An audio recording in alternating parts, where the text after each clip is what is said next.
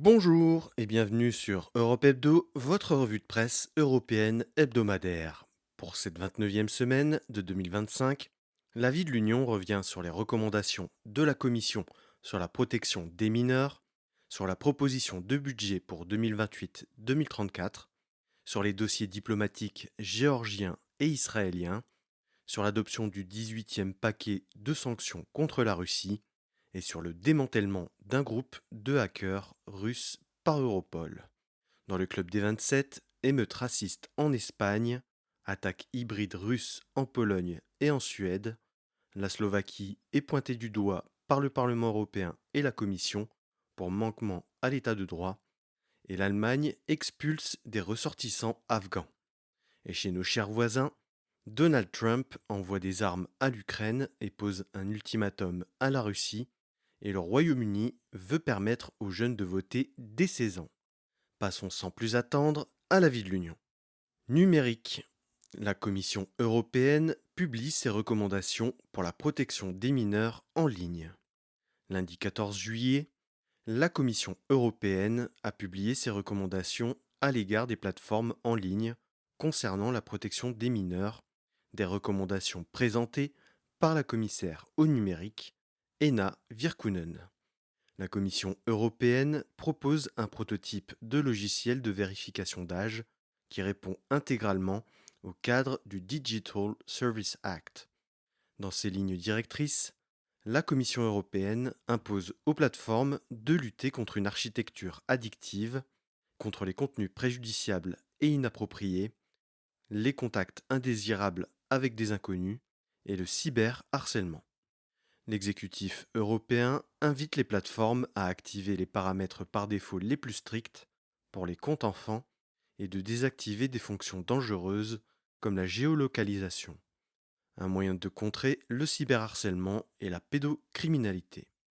Les sites considérés comme les plus à risque, c'est-à-dire les sites de vente d'alcool, de drogue, les sites pornographiques ou de jeux d'argent, devront intégrer une vérification d'âge plus stricte. La Commission européenne impose comme critère pour la vérification d'âge une méthode précise, fiable, robuste, non intrusive et non discriminatoire. Le prototype présenté par la Commission européenne a été conçu comme la référence. Les spécifications techniques seront disponibles en open source et n'importe qui pourra l'utiliser et l'enrichir sans avoir à payer de droits de propriété intellectuelle.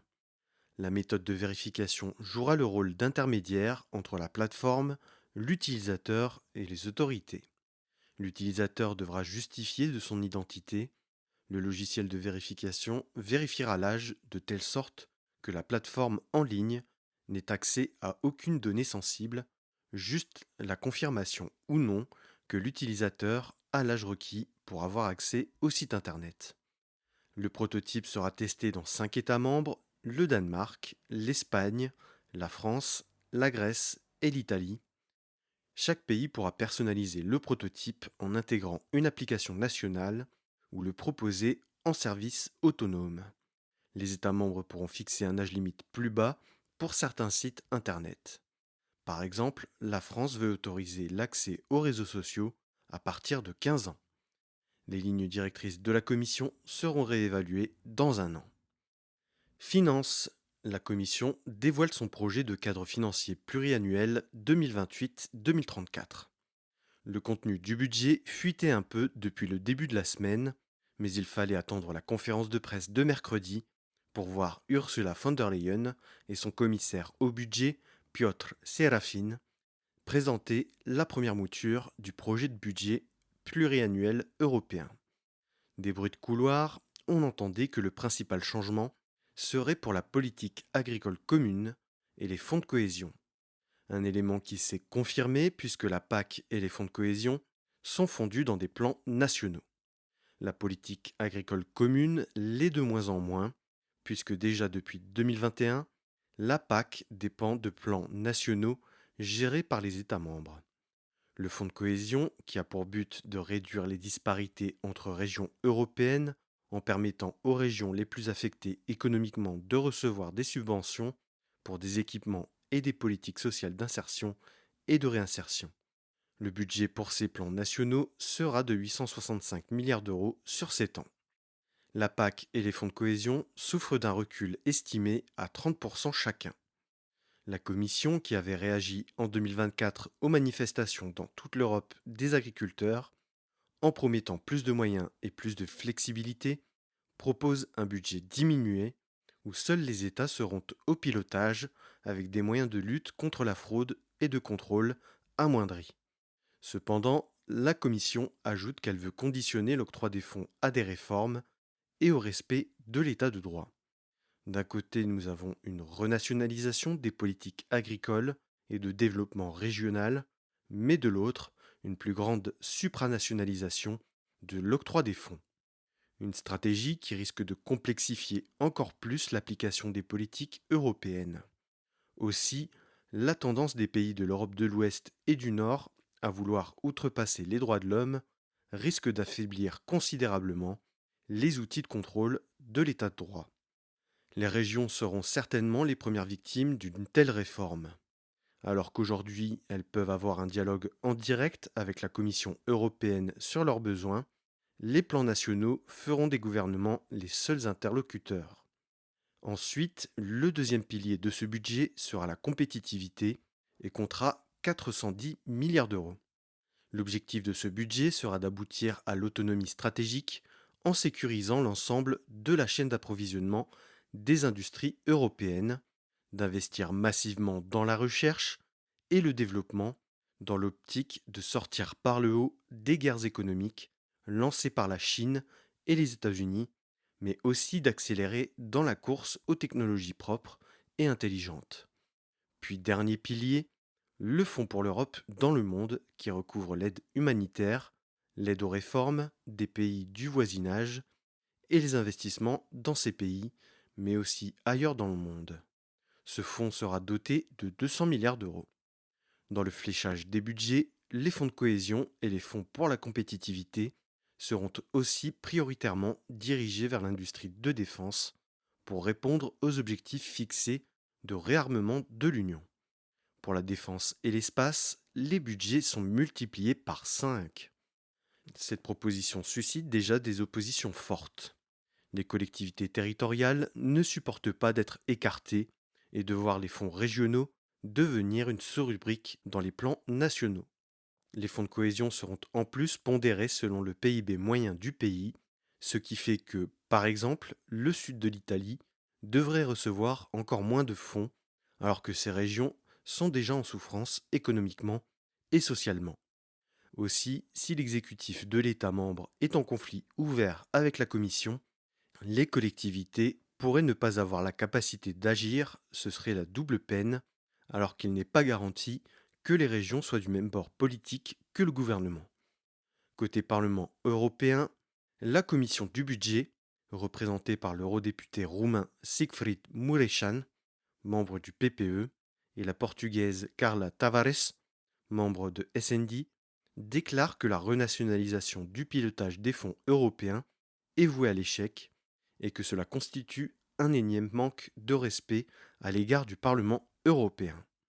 Les eurodéputés craignent aussi des conflits dans l'application des 27 plans nationaux qui nuiront à la bonne application de la politique agricole et à sa compétitivité sur la scène mondiale. Côté entreprise, on pointe du doigt le fait que la Commission fasse le choix de prioriser les multinationales aux dépens des TPE et des PME. Et last but not least, des États membres ont fait savoir qu'ils sont opposés à un budget aussi conséquent, évalué à 2000 milliards d'euros sur 7 ans. C'est le cas de l'Allemagne et des Pays-Bas, deux pays qui font partie des frugaux.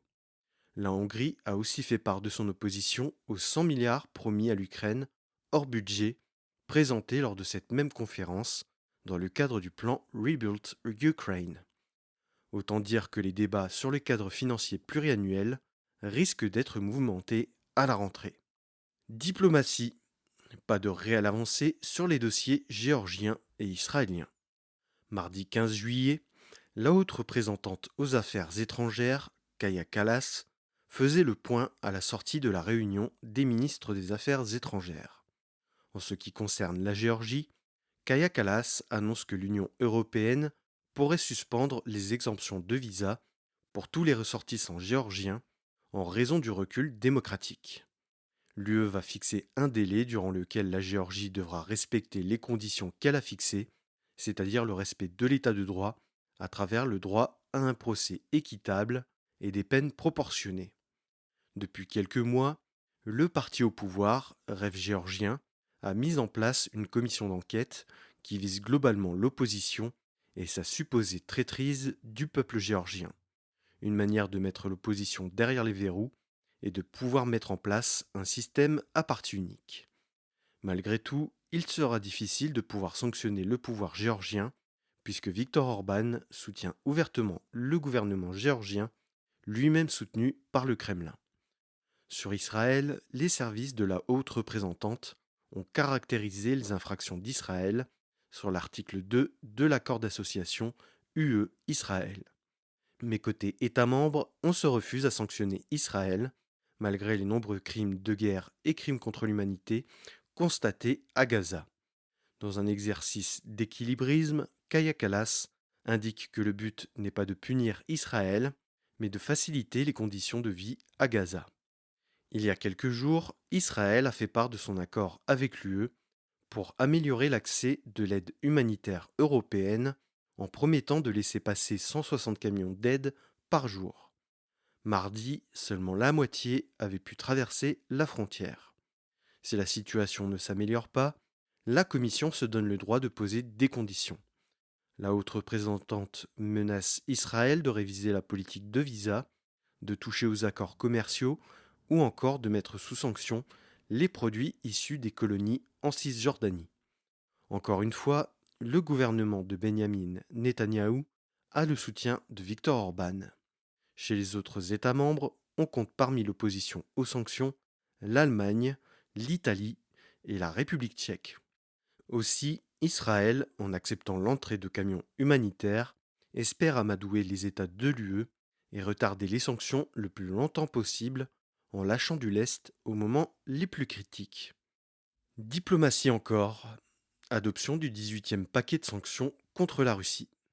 Lors du dernier Conseil européen, qui a eu lieu fin juin, la Slovaquie avait bloqué le 18e paquet de sanctions à l'encontre de la Russie, considérant que la sécurité énergétique de la Slovaquie n'était pas garantie.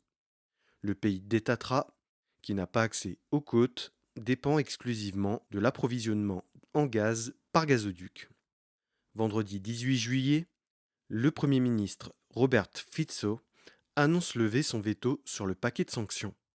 Après moult tractations avec la présidente de la Commission européenne, la Slovaquie a obtenu les garanties attendues. La Commission européenne garantit la stabilité des prix avec un mécanisme de protection des pénuries qui permettra à la Slovaquie d'ajuster ses contrats à long terme avec des contrats à court terme, mais surtout un mécanisme qui permettra de suspendre les sanctions dans les moments critiques et de permettre l'importation en cas d'extrême urgence. Avec la levée du veto, l'Union européenne peut donc fixer le plafond de prix du baril russe à 47,60 $, alors que jusqu'ici, le plafond était de 60 $. Le plafond de 60 $ avait réduit les revenus pétroliers russes de 30%. L'Union européenne ajoute 105 navires à la liste noire des bâtiments marins qui constituent la flotte fantôme, qui permet à la Russie d'exporter son pétrole par des voies clandestines. Pour encore mettre plus la pression sur l'économie russe, 22 banques sont inscrites sur la liste noire du système interbancaire SWIFT et 22 entités, dont 11 non russes, qui participent au complexe militaro-industriel russe. Les revenus pétroliers de la Russie constituent toujours un tiers des revenus du pays. L'Union européenne espère mettre un coup décisif à l'économie russe pour la pousser à un cessez-le-feu en Ukraine.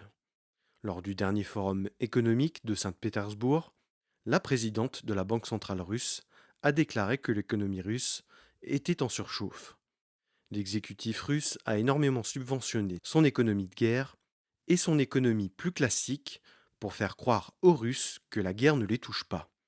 Le taux d'inflation reste proche des 10% et les taux d'intérêt sont proches de 20%.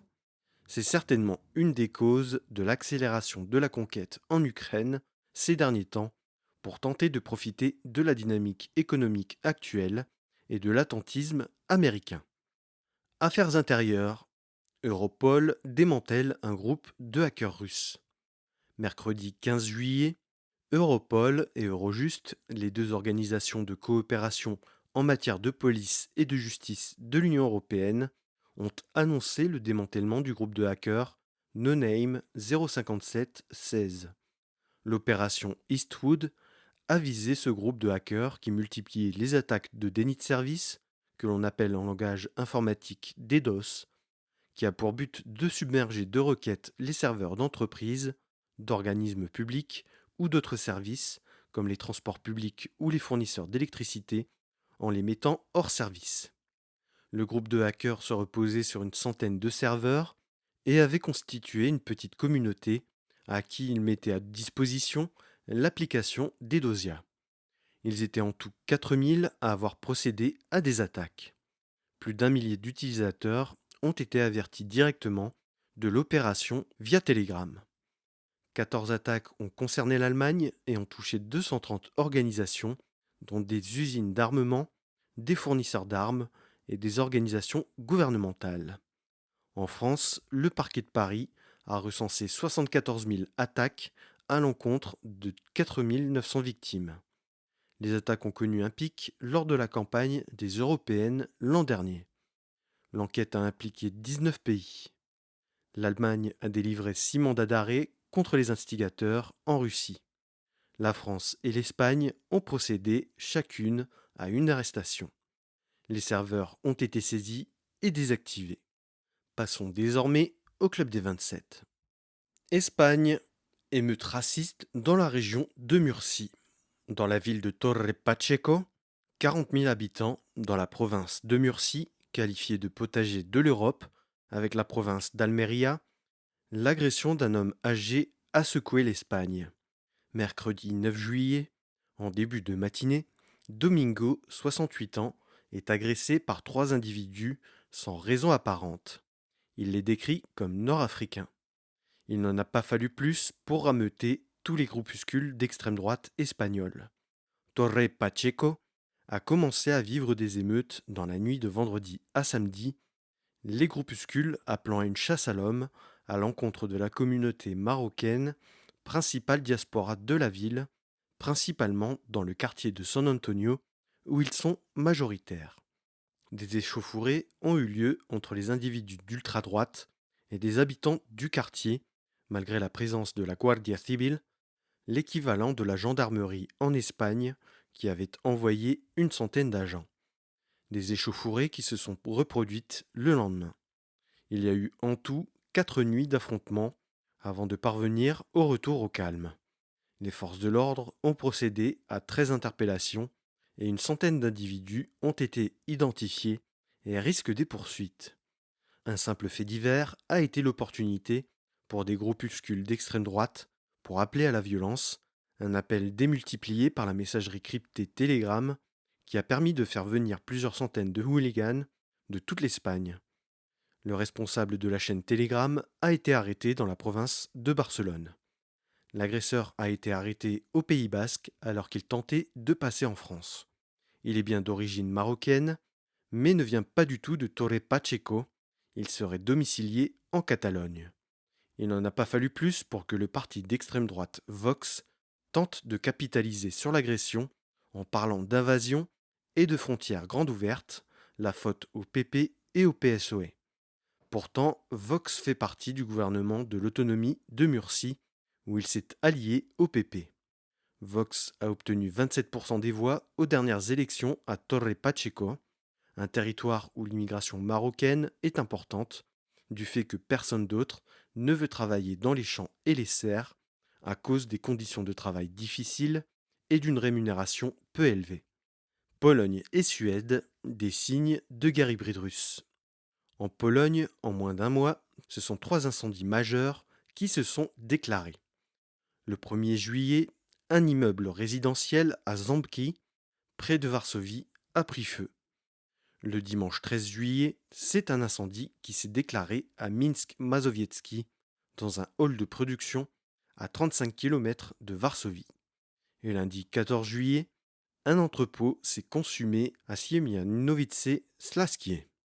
Trois incendies qui semblent volontaires et que le ministre de l'Intérieur soupçonne d'être en lien avec la Russie.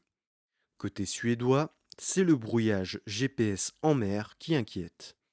L'Agence nationale de protection civile constate depuis fin 2023 une multiplication exponentielle des brouillages GPS au-dessus de la mer Baltique. Que ce soit le trafic maritime ou aérien, cela devient un vrai enjeu de sécurité publique. La mer Baltique est classée en rouge d'après l'Agence de protection civile. Elle recommande aux navigateurs d'avoir des cartes physiques et des outils de guidage manuels. Le risque est de se tromper de port ou de risquer l'échouage à cause d'un guidage à l'aveugle. Les interférences sont détectées tout près de Kaliningrad, la capitale de la petite exclave russe du même nom, qui se trouve entre la Pologne et la Lituanie. Un des moyens de réduire ces interférences est de développer le système de guidage par satellite européen Galileo, qui doit continuer son expansion en 2026 avec 6 nouveaux satellites. Slovaquie, le Parlement européen et la Commission européenne épinglent le pays pour non-respect de l'état de droit. Le Parlement européen, par l'intermédiaire de sa commission de contrôle budgétaire, a lancé une mission pilotée par l'eurodéputé chrétien-démocrate tchèque Tomáš Zderovský. Ce dernier a publié son rapport mardi 15 et le constat est sans appel.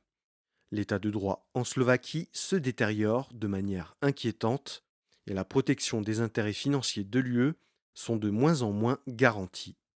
Il pointe du doigt la suppression du bureau du procureur spécial et de l'Agence nationale criminelle qui avait en charge d'enquêter sur les cas de crimes économiques graves, autrement dit de la corruption.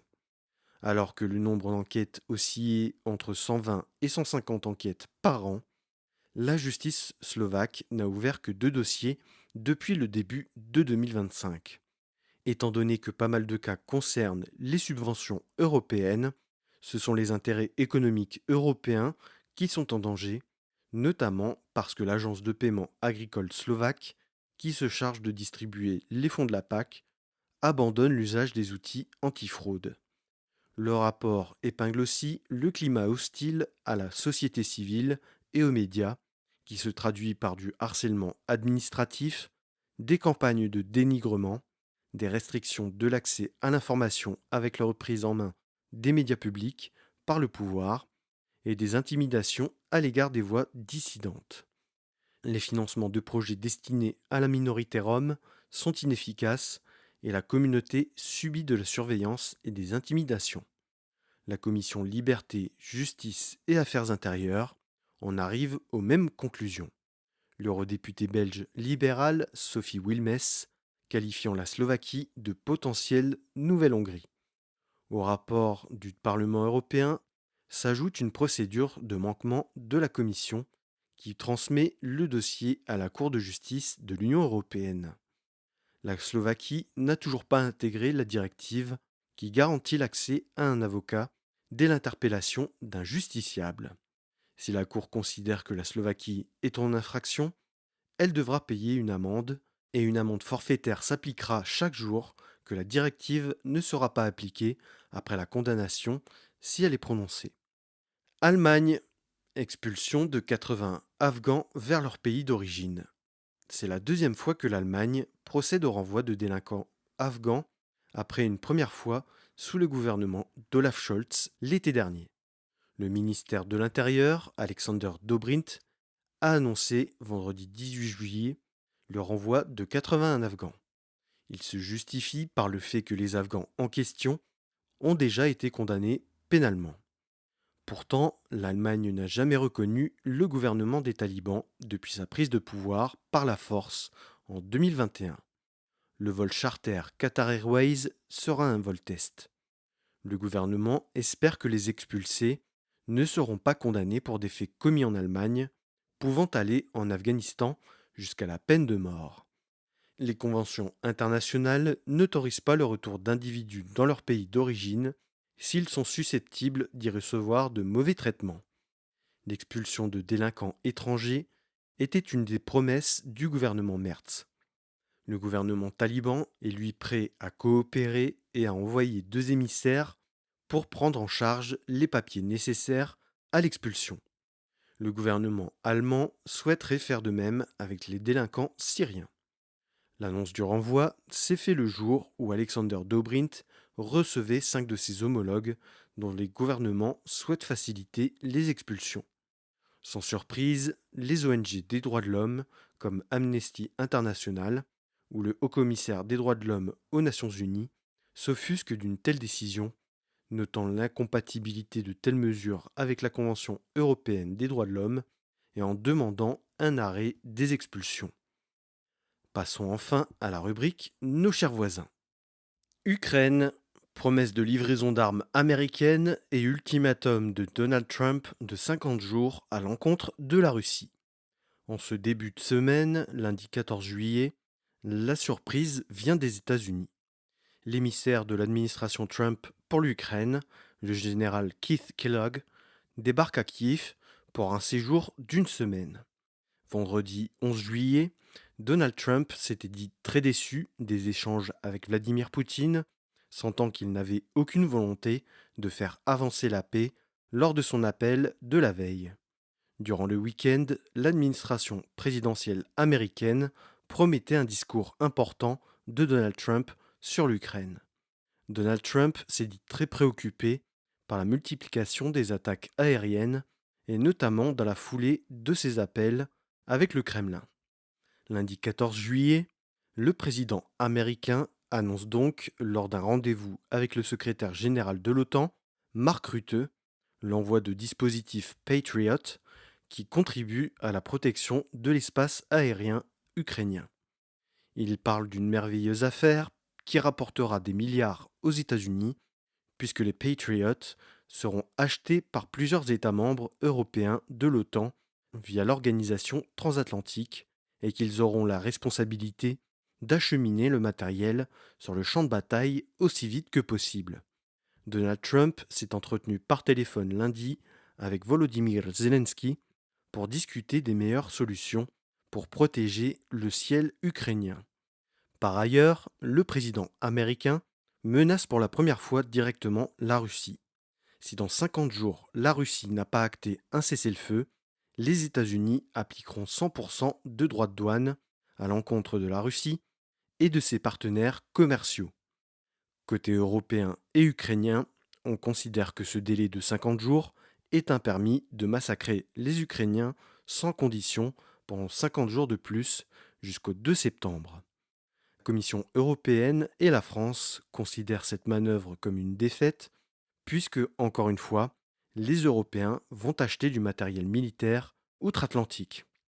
Le Kremlin, par la voix du porte-parole de la présidence, Dmitri Peskov, a assuré que la Russie était déterminée à négocier avec l'Ukraine et qu'elle attendait ses propositions.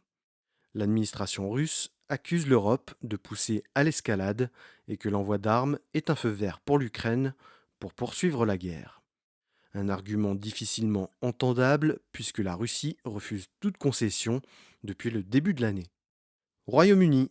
Keir Starmer propose d'abaisser l'âge minimum du droit de vote à 16 ans. C'était une promesse de campagne du candidat Keir Starmer. Le désormais Premier ministre passe donc à l'action. Dans son plan de modernisation de la démocratie, Keir Starmer annonce vouloir faire passer l'âge minimum pour voter de 18 à 16 ans et sera valable pour toutes les élections. La proposition doit encore passer au vote du Parlement britannique.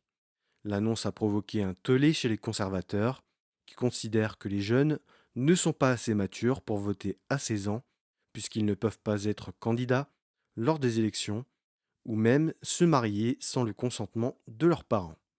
Le gouvernement annonce aussi que la carte de crédit pourra servir aussi de justificatif de vote. Actuellement, les passeports, les permis de conduire, les cartes de transport de personnes âgées ou encore les cartes d'anciens combattants permettent de voter. Le gouvernement tente, par ce biais, de pousser les Britanniques à aller voter et de leur faciliter l'accès au vote. Lors des dernières législatives à l'été 2024, la participation s'était élevée à 59,7%, le taux le plus bas depuis 2001. Voilà, c'est ainsi que s'achève la 29e semaine européenne de 2025. Merci pour votre écoute.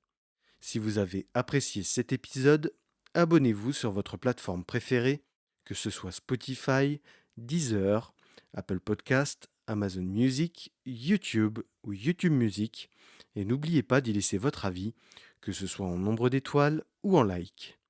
Pour ne rien rater des publications du podcast, suivez Europe Hebdo sur Facebook, Instagram et LinkedIn, et n'hésitez pas à liker, commenter et partager les publications pour en augmenter la visibilité. Si vous avez une remarque, une question ou une suggestion à faire pour le podcast, n'hésitez pas à vous inviter dans mes messages privés, je me ferai un plaisir de vous répondre. Et si vous voulez dévorer le nouvel épisode du podcast dès sa sortie, abonnez-vous pour recevoir la newsletter du podcast. Le lien est à retrouver en description de cet épisode. Je vous donne rendez-vous lundi 8 septembre, 17h30 sur Europe Hebdo. Bonnes vacances à toutes et à tous.